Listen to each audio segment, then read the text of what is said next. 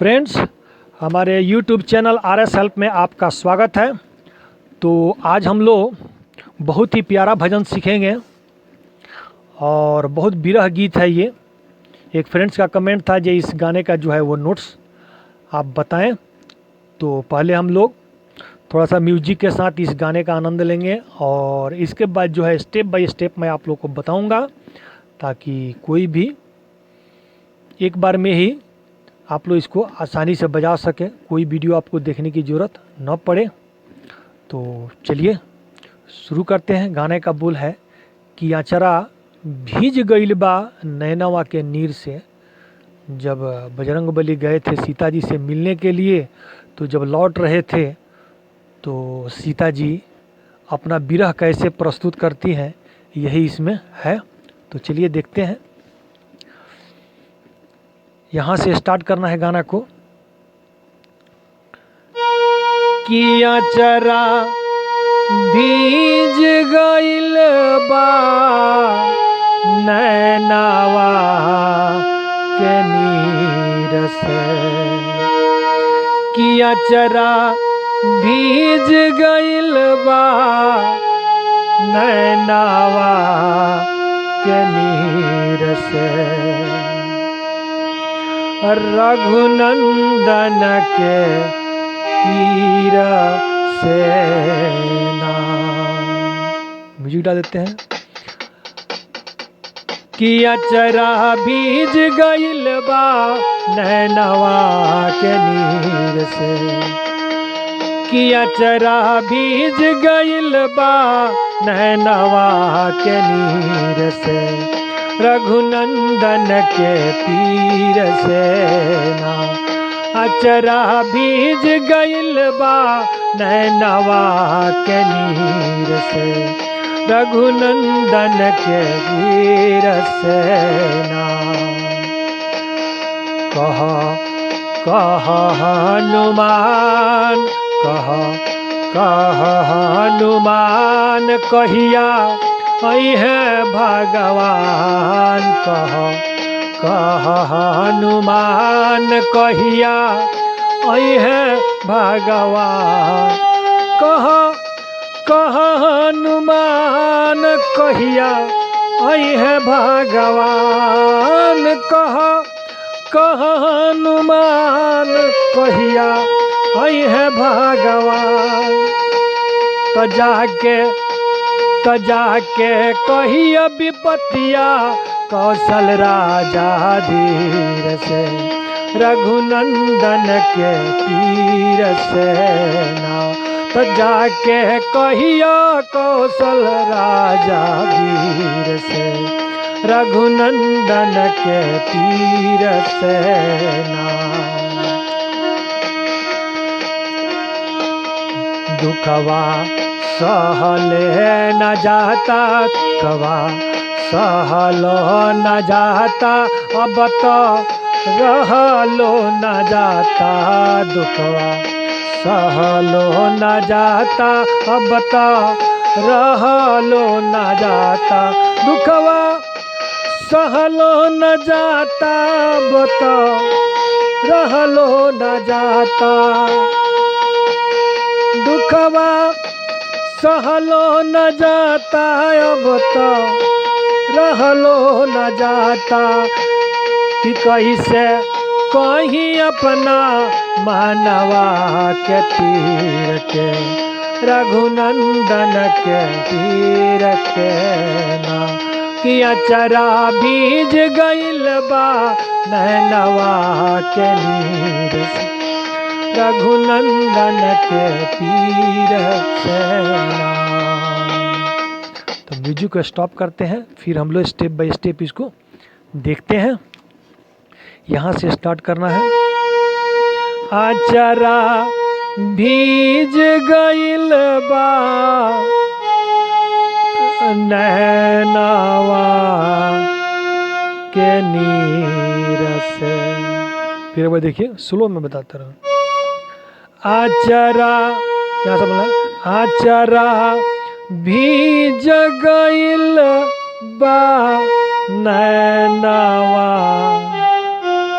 के नीर से रघुनंदन रघुबीर सेना। फिर गौर से देखिए, एकदम स्लो में बता रहा हूँ एकदम, यहाँ से नहीं, यहाँ से। आचारा भीज गइल बा नैनवा के नीर से रघुनंदन रघुबीर सेना रघुनंदन रघुबीर सेना। इसके बाद कह कह हनुमान कह कह हनुमान कहिया ओहे भगवान कह कह हनुमान कहिया ओहे भगवान कह कह हनुमान कहिया ओहे भगवान कह कह हनुमान कहिया ओहे भगवान। तो जाके कहिया विपतिया कौशल राजा वीर से रघुनंदन के वीर सेना। तो जाके कहिया विपतिया कौशल राजा वीर से रघुनंदन के वीर सेना। जब उंगली बैठ जाए तो तीनों उंगली से बजेगा।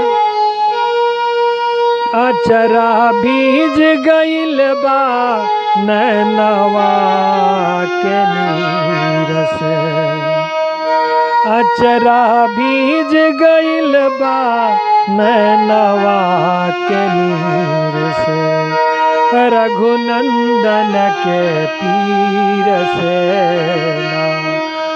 तयचरा बीज गइल बा नैनवा के नीर से रघुनंदन के पीर सेना। कह कह हनुमान कहिया ओहे भगवान कह कह हनुमान कहिया ओहे भगवान कह कह हनुमान कहिया ओहे भगवान। तो जाके कहिया विपतिया कौशल राजा वीर से रघुनंदन के पीर सेना। तो जाके कहिया विपतिया कौशल राजा वीर से के पीर सेना। उसके बाद थोड़ा म्यूजिक डाल दीजिएगा। किया चरा बीज गइल बा नैनवा के नीर से अचरा बीज गइल बा नैनवा के नीर से रघुनंदन के पीर सेना। अचरा बीज गइल बा नैनवा के नीर से रघुनंदन के पीर सेना। तो फ्रेंड्स, ये वीडियो कैसा लगा? यदि अच्छा लगा तो लाइक कीजिए, सब्सक्राइब कीजिए। अगर मेरे चैनल पे नए हैं तो लाइक सब्सक्राइब करके बेल का घंटी जरूर दबा दीजिए, ताकि कोई भी मेरा वीडियो का नोटिफिकेशन सबसे पहले आपको मिले। और हो सके तो आप लोग शेयर जितना हो सके करें और कमेंट ज़रूर करें। आप लोगों को कमेंट से मुझे बहुत खुशी होती है। आप लोग अपना सुझाव ज़रूर देते रहें। तो चलिए मिलते हैं नेक्स्ट वीडियो में। Thank for watching friends.